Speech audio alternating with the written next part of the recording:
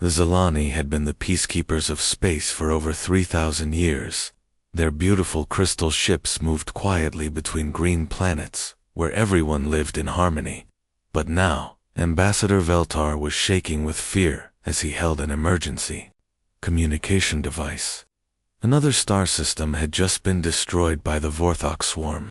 "We tried everything we could think of," Veltar said quietly to his helper. "We used our best shields. We tried talking to them. We even tried running away with our people. Nothing works against these monsters." The Vorthok swarm was like a nightmare come to life. They were creatures that ate entire planets and killed everything in their path. They had already destroyed dozens of peaceful worlds, and now they were getting closer to the Zilani home systems. For many years, the Zilani had been picking up strange radio signals from a distant solar system called Sol. Most scientists had ignored these signals, thinking they came from some primitive species that wasn't worth their time. But now, with death approaching their doorstep, even the craziest ideas seemed worth trying.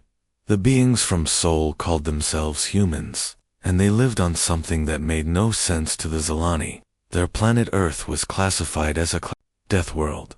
This meant it was so dangerous that most aliens would die just from breathing the air or drinking the water.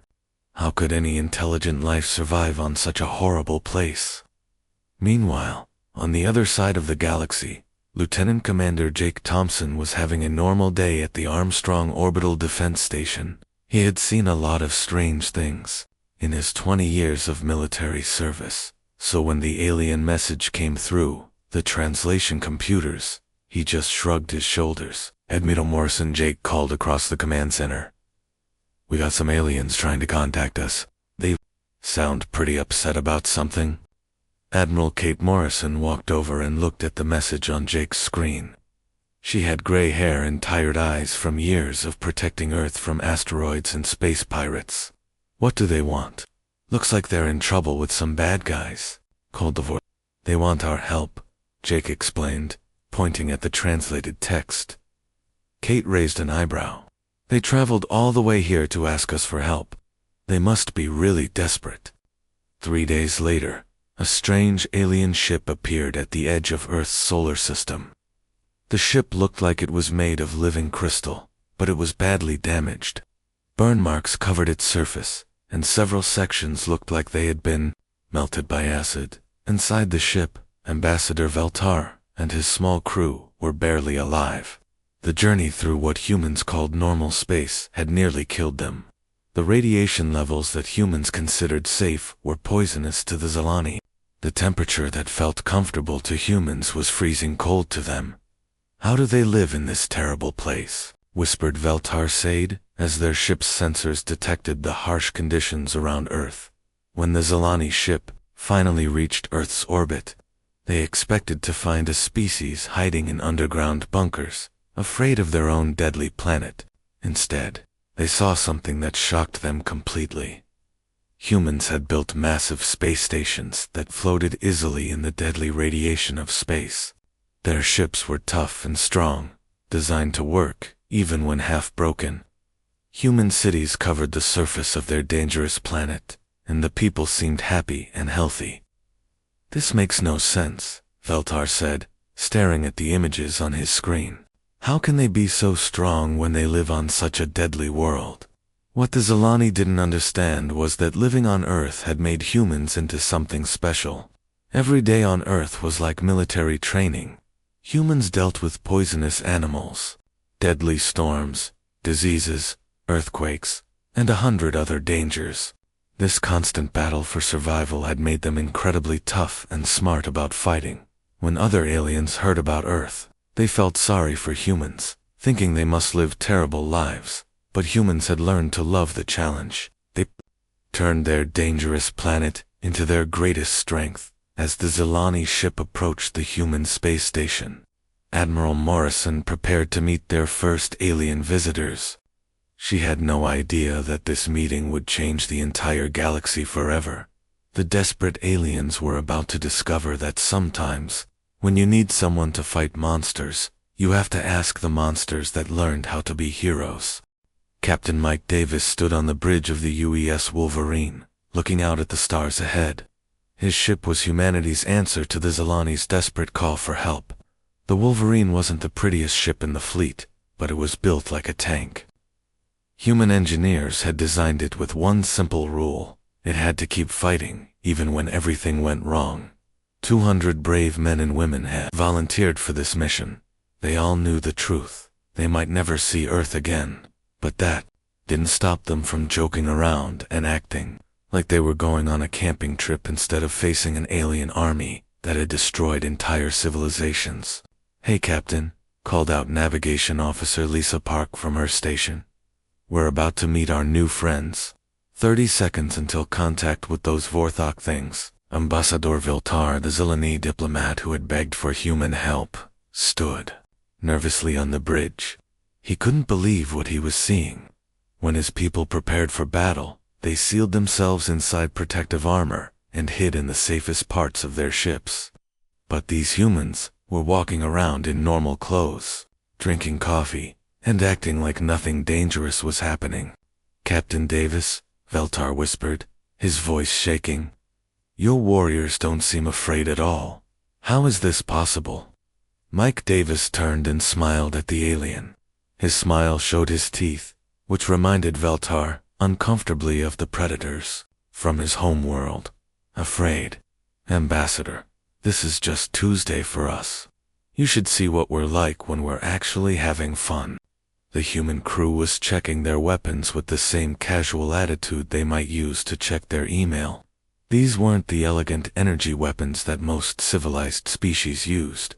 Human weapons looked rough and powerful, designed to break things as completely as possible. Suddenly, the ship's alarms started ringing. The Vorthok scouts had found them. "Here they come," announced Lisa Park, watching her screens. "Looks like they're bringing their usual party favors." The Vorthok attack was terrifying to watch. These alien monsters had perfected the art of biological warfare over thousands of years. They shot clouds of poisonous spores that could melt through the strongest metals. They fired acid bullets that dissolved anything they touched. They even used psychic screams that could drive entire crews insane with fear. Veltar expected the humans to panic and run for cover. Instead, something incredible happened. The crew opened the ship's observation windows to get a better look at the incoming weapons. "Well, would you look at that?" said Chief Science Officer Tom Rodriguez, taking readings with a handheld device. "These acid spores have a pH level of only 2.3. That's pretty weak stuff. We've got coffee in the cafeteria that's more acidic than this." Other crew members were equally unimpressed. "Those psychic screams sound like my neighbor's dog," laughed Communications Officer Betty Clark. "At least the dog has better timing."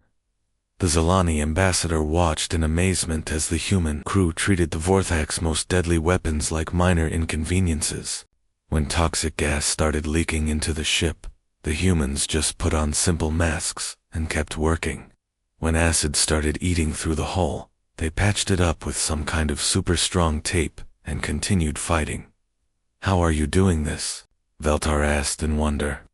"These weapons destroyed my entire home fleet." Captain Davis shrugged while firing the ship's main guns. "Ambassador, we come from a planet that tries to kill us every single day. We've got animals that can bite through steel, weather that can level cities, and bacteria that would melt your bones. This Vorthok stuff is actually pretty mild compared to what we deal with at home." The battle lasted only 3 hours. The Wolverine and its crew had completely destroyed the Vorthok advance force. The few enemy ships that survived were running away as fast as they could, sending panicked messages back to their main fleet. Tom Rodriguez was analyzing the wreckage with scientific curiosity. "You know what's funny? Their bioweapons are actually pretty smart. They would probably work great against most species. Too bad they picked a fight with the one species that's immune to biological warfare." As the last Vorthok ship disappeared into hyperspace, the human crew went back to their normal routine. Some went to get lunch. Others started repairs on the minor damage they had taken. A few even started playing card games. Veltar stood in shock, trying to process what he had just witnessed. His people's greatest enemies, the unstoppable Vorthok swarm, had been defeated by creatures who treated galactic warfare like a hobby. The humans hadn't just won, they had made it look easy. Captain Veltar said quietly, "I think my people have been asking the wrong species for help all these years." Mike Davis smiled again. "Don't worry, Ambassador. We're just getting started." When Admiral Beth Johnson arrived with the main human fleet, the Zilani couldn't believe their eyes.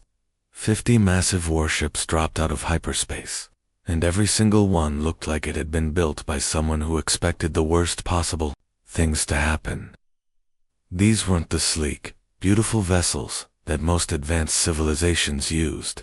They were thick, chunky, and covered with extra armor plating. Chief Engineer Mechalon, the Zilani's top ship designer, stared at the human fleet through his telescope. "I don't understand," he said to his assistants. "Their ships look so... rough. Where is the elegant design? Where is the artistic beauty that shows advanced engineering?" Colonel Frank Williams, humanity's chief military advisor, heard this comment and laughed. "Beauty doesn't stop bullets, friend. Our ships might not win any art contests, but they'll keep fighting even when half the hull is blown away." The Zilani had always believed that truly advanced technology should be graceful and refined. Their own ships looked like works of art, with smooth curves and crystal surfaces that gleamed in starlight. Human ships, on the other hand, looked like they had been built in someone's garage using spare parts and a lot of welding equipment. "But how can such crude designs be effective?" asked Mechalon, genuinely puzzled. Frank Williams smiled and patted the alien engineer on the shoulder. "Let me tell you something about human engineering. We don't build things to look pretty. We build them to work when everything goes wrong. When your home world spends every day trying to kill you, you learn to make stuff that can survive anything." The education process began immediately. Human engineers started showing their Zilani counterparts how everything worked. The aliens were amazed to see weapons that were designed to function in the vacuum of space, with no air and deadly radiation everywhere. They saw ships that could lose half their systems and still fly home. They watched soldiers training in conditions that would kill most galactic species instantly. "Wait," said Mechalon, watching a group of human marines doing exercises in a radiation chamber. "You're deliberately exposing your people to deadly radiation. This should kill them." Williams chuckled and pointed at the training session. "Builds character. Plus, when the enemy tries to use radiation weapons against us, our guys barely notice. It's like getting a mild sunburn." The Zilani engineers were taking notes frantically, trying to understand human logic. Everything seemed backward to them. Instead of avoiding danger, humans trained in dangerous conditions. Instead of building delicate, efficient machines, they built tough, simple ones that could take a beating. "Your philosophy is completely different from ours," observed Mechalon. "We try to eliminate all risks and create perfect conditions. You seem to embrace the risks and prepare for the worst." "Exactly," said Williams enthusiastically. "See, most species in the galaxy evolved on nice, safe planets. They never had to deal with hurricanes, earthquakes, volcanic eruptions, or animals that could eat them. So when they build technology, they assume everything will go according to plan." He gestured toward Earth, which was visible as a blue dot in the distance. "We come from a planet that has been trying to kill us since day one. We've got storms that can level cities, animals that see us as lunch, diseases that can wipe out entire populations, and natural disasters that happen every week. So when we build something, we assume it's going to get beaten up, shot at, and probably set on fire." 3 days later, the main Vorthok fleet arrived, and the Zilani got to see human military doctrine in action. It was terrifying and amazing at the same time. Human marines put on what looked like lightweight spacesuits, and boarded enemy bioships. These Vorthok vessels were filled with toxic gases that could dissolve most metals and organic materials. The atmosphere inside was so poisonous that it had killed entire boarding parties from other species in seconds. But the human Marines just walked right in like they were strolling through a park. "The air in here is a bit thick," reported Sergeant Danny Cooper over the radio. "Smells like rotten eggs mixed with battery acid. Not too bad though." The Zilani listened to these communications in shock. What the humans called "not too bad" would have been instantly lethal to them. The Marines were casually chatting about the toxic environment, like they were commenting on the weather. "Temperature's a bit warm," said another Marine. "Maybe 150 degrees. Good thing we wore the summer gear." As the human soldiers moved through the enemy ship, they systematically destroyed everything in their path. The Vorthok had filled their vessels with biological traps designed to kill invaders, acid pools, poisonous plants, and creatures that attacked anything that moved. The humans dealt with all of these threats like they were minor annoyances. "Got some kind of acid plant thing here," reported Corporal Jenny Martinez. "Looks like a cross between a Venus flytrap and a fire hose. Taking it out now." Within 2 hours, the human Marines had completely disabled 3 Vorthok bioships from the inside. They had done this while operating in conditions that would have killed any other known species in the galaxy. Mechalin watched all of this with a mixture of horror and fascination. How is this possible? These humans are operating in environments that should be lethal. Colonel Williams nodded proudly. "That's the thing about being from a death world, Mechalin. When you've evolved alongside volcanoes, hurricanes, and apex predators, enemy bioweapons start to look pretty manageable." The Vorthok overmind was something that had never experienced defeat. For thousands of years, this collective alien intelligence had spread across the galaxy like a plague, consuming entire civilizations. It had destroyed over 1,000 different species and conquered 300 star systems. Every battle had ended the same way, with complete victory for the swarm and total destruction for their enemies. But now, something impossible was happening. Admiral Rachel Cooper's human fleet was hunting down Vorthok ships like they were playing a deadly game of hide-and-seek. And for the first time in the Overmind's long existence, it felt something it had never felt before: fear. "Admiral, you're not going to believe this," called Captain Alex Turner from the bridge of the destroyer Phoenix. "The Vorthok ships are running away. They're actually retreating." Admiral Cooper looked at the tactical display showing dozens of enemy vessels fleeing in panic. Her weathered face showed no emotion as she watched the most feared predators in the galaxy run away like scared children. "Good," she said coldly. "Let them run. We know where they're going, and we'll be waiting for them when they get there." The Zilani observers who were stationed on human ships couldn't believe what they were seeing. Everything about human warfare went against every rule of civilized combat that they had ever learned.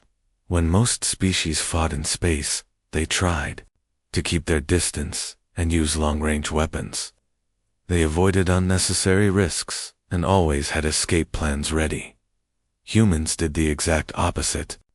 They flew their ships directly at enemy vessels and rammed them head-on, while their crews cheered like they were at a sporting event. When volunteers were needed for dangerous missions that would probably end in death, entire squads of Marines would fight over who got to go first. "This is completely insane," whispered Ambassador Veltar to his aide. "They're treating warfare like some kind of entertainment." Colonel Amy Bennett was leading her Marine squad through the corridors of a massive Vorthok hive ship. These enemy vessels were designed to be death traps for any boarding party. The walls leaked poisonous gas, the floors were covered with acid, and biomechanical creatures lurked in every shadow, ready to tear intruders apart. But Colonel Bennett and her troops were having the time of their lives. "All right, people," she called over the radio as her squad fought their way deeper into the ship. "Remember the rules. Last one to reach the control center has to buy drinks for everyone when we get back to base." Her Marines laughed and started moving even faster through the deadly corridors. They treated the toxic environment like it was an obstacle course at a fitness center. When acid-spitting creatures attacked them, they responded with the same enthusiasm they might show for a challenging video game. "Got 3 more of those tentacle things over here," reported Sergeant Rick Harrison. "Man, these guys are ugly, but they go down easy once you figure out their weak spots." The Vorthok had always relied on psychological warfare to break their enemies before the real fighting even started. They would project images of terror directly into their opponents' minds, showing them their worst fears and filling them with overwhelming dread. This mental attack had caused entire fleets to surrender without firing a shot, but when they tried this technique on humans, something unexpected happened. The humans just got more excited. "Whoa, did you guys see that?" laughed Corporal Dave Mitchell as the alien mind control waves washed over him. "It's like watching a really intense horror movie, except we get to shoot back at the monsters." The Vorthok Overmind was completely confused. Every other species in the galaxy became paralyzed with fear when exposed to their psychological attacks. But humans seemed to enjoy the experience. They treated mortal danger like it was a form of entertainment.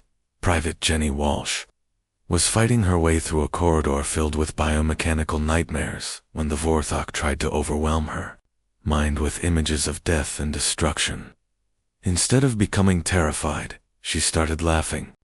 "Hey, these guys have some serious imagination," she called to her teammates. "The special effects are pretty good, but I've seen scarier stuff in movies back home." What the Vorthok didn't understand was that humans had evolved on a planet that had been trying to kill them for millions of years.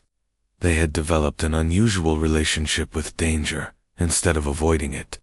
They had learned to find excitement in overcoming it.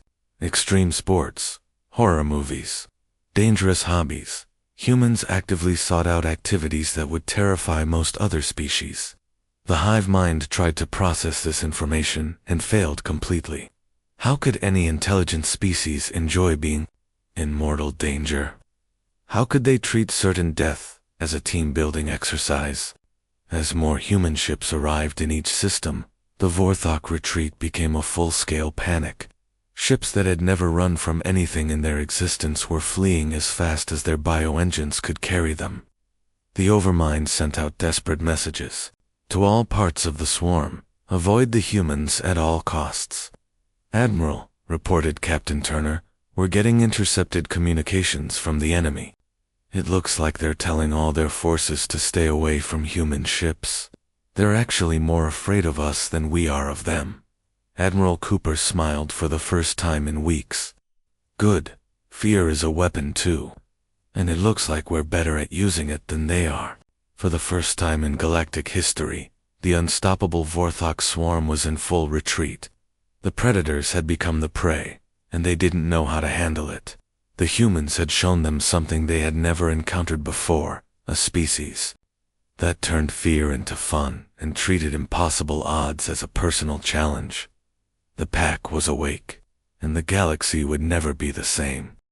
The final showdown was coming, and everyone in the galaxy knew it. The Vorthok swarm had retreated to their home cluster, where thousands of their biggest and most dangerous hive ships were waiting. This was where they had been born, where their overmind was strongest, and where they planned to make their last desperate stand against the crazy humans, who had somehow turned their perfect conquest into a nightmare. Admiral Beth Johnson looked out at the massive enemy fleet through the view screen of her flagship. The numbers were not good: 10 Vorthok ships for every human vessel. Most military commanders would have called this situation hopeless and looked for a way to retreat with honor. But Admiral Johnson just smiled and opened a communication channeled to her entire fleet. "Attention all ships," she announced, her voice calm and confident.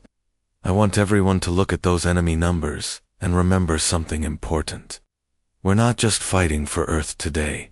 We're fighting for the right to call ourselves the toughest species in the galaxy. And personally, I think we've already proven that point. The Zilani crews who were fighting alongside the humans prepared themselves for what they expected to be a noble but doomed last battle. They said prayers for their families, recorded final messages, and tried to find peace with the fact that they were about to die fighting against impossible odds. The human crews had a completely different attitude. They were excited. "Look at all those targets," laughed Commander Tony Rodriguez from the bridge of the cruiser Hammer. "It's like someone set up the biggest shooting gallery in the universe just for us." "Remember, people," called Captain Lisa. "Park over the tactical channel. We've got bragging rights to earn here. Let's make this a battle that people will be talking about for the next 1,000 years." When the fighting started, it was unlike anything the galaxy had ever seen before. Human ships didn't try to maintain safe distances or use careful tactics. They dove straight into the enemy formations, like they were racing to see who could get to the party first. Vorthok bioweapons that should have melted. Their hulls were treated like minor inconveniences. The most incredible part was watching human Marines board enemy ships while singing old war songs from Earth's history. These soldiers were walking into environments that were designed to kill anything that breathed, and they were having so much fun that they were actually singing about it. "When Johnny comes marching home again. Hurrah, hurrah, Son Sergeant." Billy Chin, as his squad fought through a hive ship corridor filled with acid-spitting monsters. His teammates joined in the chorus while they systematically destroyed everything in their path. Human pilots were performing maneuvers that violated every law of physics and common sense. They flew their fighters through enemy formations in patterns that should have been impossible, dodging biomissiles while pulling G-forces that would have killed most other species. Captain David Hayes was flying his small fighters straight toward the core of the largest Vorthok hive ship. Enemy weapons were tearing his craft apart piece by piece, but he just kept flying and laughing like he was on the best roller coaster ride of his life. "This is Hayes calling home base," he said over the radio as his ship's hull started melting around him. "If anyone talks to my wife, tell her I went out doing something absolutely incredible." His fighter disappeared in a massive explosion that took out the entire enemy command center. But instead of being horrified by his sacrifice, the other human pilots cheered and flew even more aggressively. The battle lasted 6 brutal hours. When the smoke finally cleared and the shooting stopped, the impossible had happened. The mighty Vorthok swarm, which had conquered hundreds of star systems and destroyed thousands of species, was completely broken. Their home cluster was a graveyard of wrecked hive ships floating in space. The few enemy vessels that survived were fleeing to the farthest edges of the galaxy, carrying with them a message that would spread fear throughout the cosmos.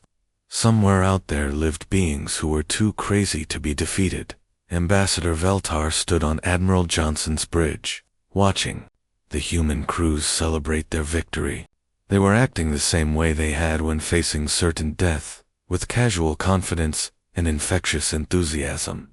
Some were already planning shore leave, others were comparing battle stories, and a few were arguing about who had destroyed the most enemy ships. Admiral Johnson, Veltar said slowly, trying to find the right words. "I have observed your species for months now, and I have reached a conclusion. You are all completely insane." Admiral Johnson raised her coffee mug in a toast. The coffee was so strong and acidic that it probably would have dissolved most alien digestive systems, but she drank it like it was water. "That's exactly what makes us so good at this job," she replied with a grin. "Sometimes the galaxy needs to be saved by people who are too stupid to know when they're supposed to give up." 3 months after the battle, representatives from hundreds of worlds gathered to sign the Terran Defense Compact. The agreement was simple.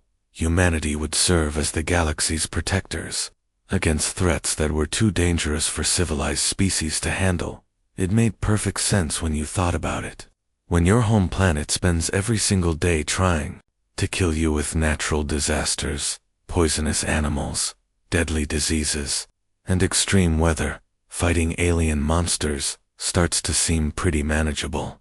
The Vorthok swarm was finished, scattered to the far corners of space where they would spend the rest of their existence hiding from the Deathworld species that had turned their greatest conquest into their final defeat. The galaxy was safe, protected by creatures who had learned to find joy in impossible challenges and turn certain death into a team sport. Sometimes salvation really does come from the most unlikely source.